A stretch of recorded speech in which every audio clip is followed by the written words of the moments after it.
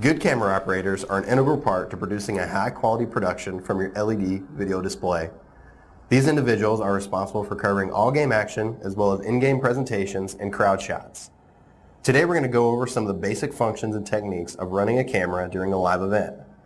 Camera operators should take pride in using proper techniques, as even a single lapse in picture quality will be noticed on your large LED display. Today we're going to look at the Sony HXR 2000U and the Sony NX5U. Both of these are very similar in their overall functionality, but also have subtle differences that we'll go over shortly. Since both of these are unique, we'll highlight those differences and show you how each can function during your event.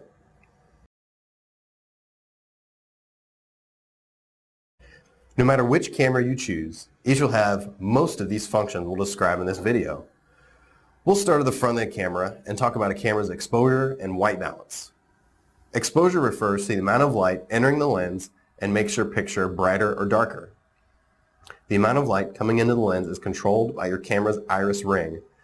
Using this iris ring is usually located at the very back of the lens, but most cameras have it in different spots. On the Sony NX5U, we see it on the very back. It's this ring here. Rotating it clockwise closes the iris and allows less light in the lens, while rotating it counterclockwise opens the iris, making it lighter or darker. On the other hand, the Sony HXR MC2000U has only one ring that controls the camera's focus, iris, shutter speed, and white balance. To activate the ring to control the iris, you'll hold down the manual button located on the left side of the camera until the ring setting appears in your viewfinder. To select what you want the ring to control, rotate the ring up or down and select the manual button when you land on exposure. Now when you turn the ring right or left, it controls the camera's exposure up and down. If you're shooting outdoors in extreme sunlight, lots of light will enter your lens, making your picture extremely bright even when your iris is at its lowest setting. That's where your camera's neutral density filters come into play. These filters act as shades to your cameras and gives you more iris control in brighter environments. On the Sony NX5U, we have 3 different filters that can be used in specific light settings. The higher the filter, the more light will be shaded to make your picture darker.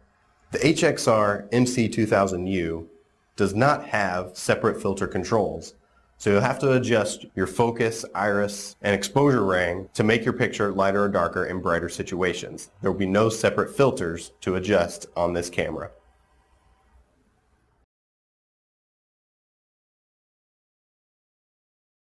Light balancing the camera is an essential setting that sets all colors correctly based on the lighting of your environment.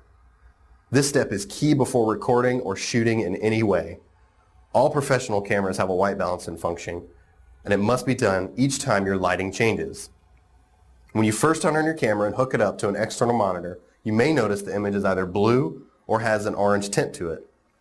This means the camera is not properly white balanced. On the Sony NX5U, it has a single button for white balance control. It's located on the side of the camera. It also has 3 toggle switches for A, B, and preset. To white balance on the NX5U, you'll fill your frame completely with white. You'll have this toggle switch on either A or B. Once you fill your frame with white, you'll hold this button down until your picture changes appropriately. You'll pull all the way out and your colors will be properly white balanced. The HXR MC2000U has a couple of different options for white balance. It has the ability to select an outdoor or indoor preset, as well as a one-push option that will white balance the camera based on your current ambient light. To white balance using the one-push method, fill your frame with something white, use the LCD screen, access the menu, select white balance, make sure the button is highlighted for one push, and then press the button below the one push icon.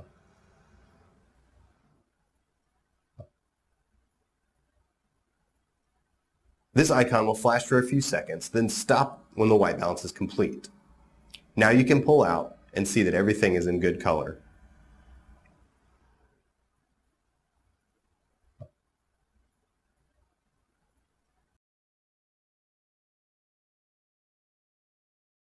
Now your zoom and focus controls go hand in hand when operating a camera. If you watch a camera operator closely, they're constantly adjusting their focus ring on their lens as they zoom in and out. A camera's focus is based on depth. Therefore, every time your subject moves further or closer from the camera, your focus will be affected. To appropriately focus your camera, you do what's called a critical focus. You'll push in on a subject as tight as you can and adjust your focus ring here on the front of the camera. Once the focus is adjusted correctly, you'll zoom all the way out and your focus is adjusted to that depth.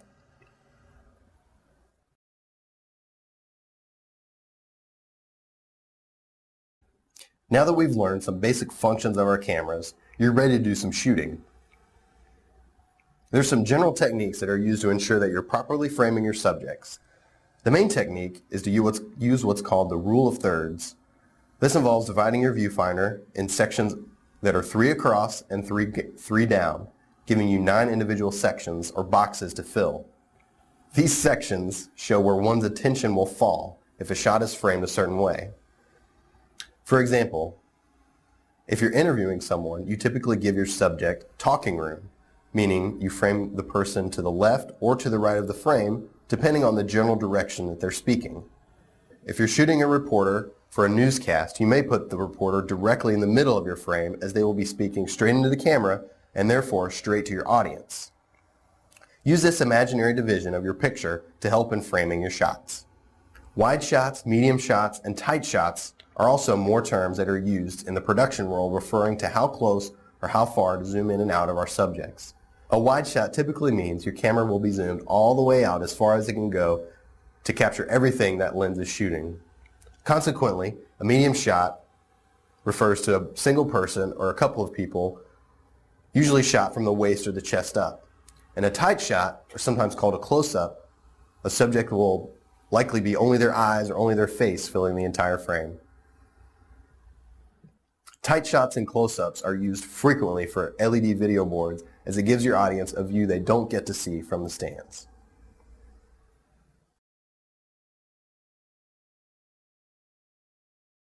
Whether you're using the Sony MC2000U or the Sony NX5U for live event production, you'll need to make note of all the video outputs they send out.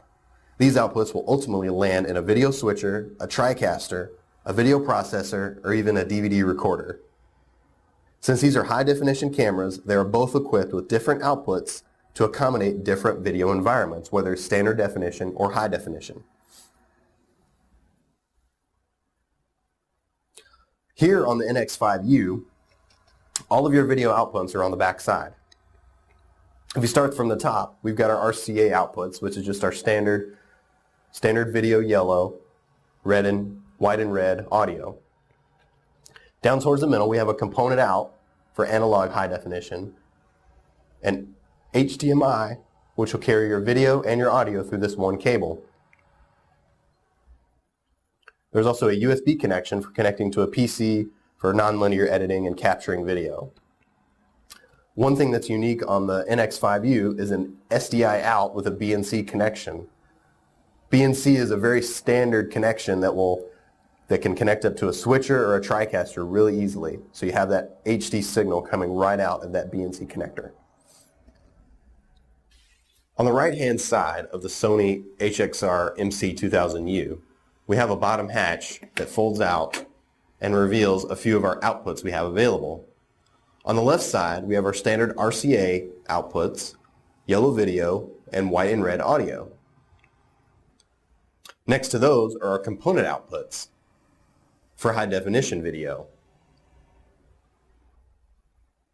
If we move up to this side, even further along the camera, we have an HDMI out that will carry our high definition video and audio through one connection. And then below that, we have a USB connector for connecting to a PC for nonlinear editing.